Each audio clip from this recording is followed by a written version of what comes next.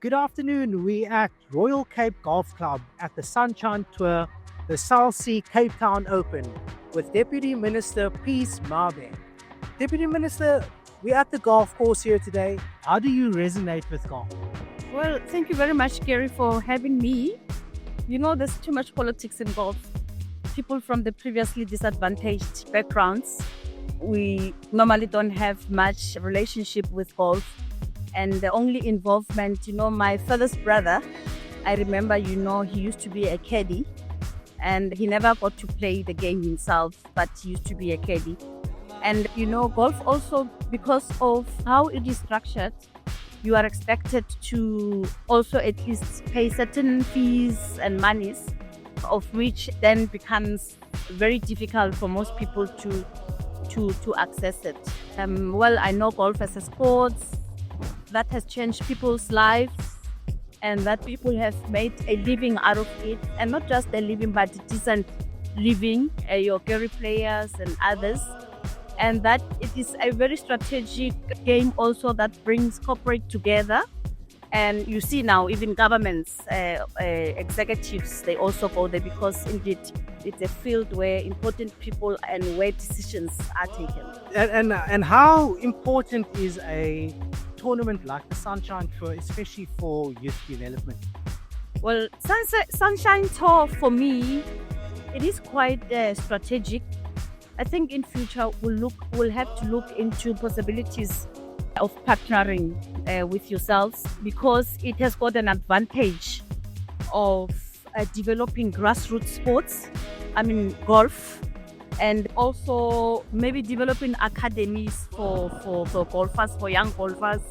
And of course, my passion also as a deputy minister, I would want to see, of course, grassroots participation, especially women as well. So it is in a better position that can then promote female players. And Deputy Minister, what initiatives does the department have in store in order to make golf more accessible and inclusive for this community that we're speaking about? As I've said, government alone cannot do it, but we're looking into partnerships. So after this, we have spoken to South Sea leadership. They have agreed that there are possible ways of partnering in making sure that we then expand the scope and we take golf to the previously disadvantaged. And we're obviously at Royal Cape Golf Club now, but in the Cape Town area, there's dozens of other golf clubs that are readily available.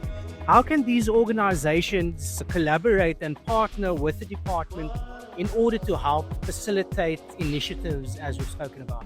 It will, of course, depend on my agreement at management level, and also recognizing that this is the oldest and more advantageous in terms of facilities, and it is also well kept after. So if the management agrees, well, because also it's an oldest, I'm not sure, they said it's more than 50 years old. Yeah. Yes, Well over 50 years old. So it also qualifies, to be declared a golf heritage site. It's something that we don't have. We need to look into that. And also it hosts quite very important games like this one. It's an international game. So if we declare it, then it will then lift the standards of the club. And how important is it for golf clubs and golf organizations to host tournaments as such in order to improve the economy for South Africa? Out of this game only, how many tourists are here just to come, and support the player? One player, you may find that is traveling with over 50 people, and then it means tourism, opportunities for people, it means transport, it means ordinary people who are selling, small things, crafts, they will be able to benefit from this.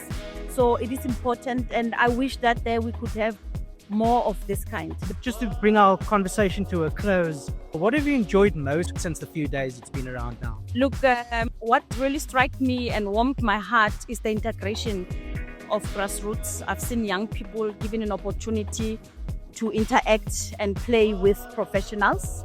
That gives hope. And I've seen the area here, it's very busy, it's buzzing with opportunities. SMMEs are going to benefit. It's busy from the airport until here. There's just too many people that are coming from other countries. So that has really warmed my heart. And also, what would you say to golf courses and golf clubs?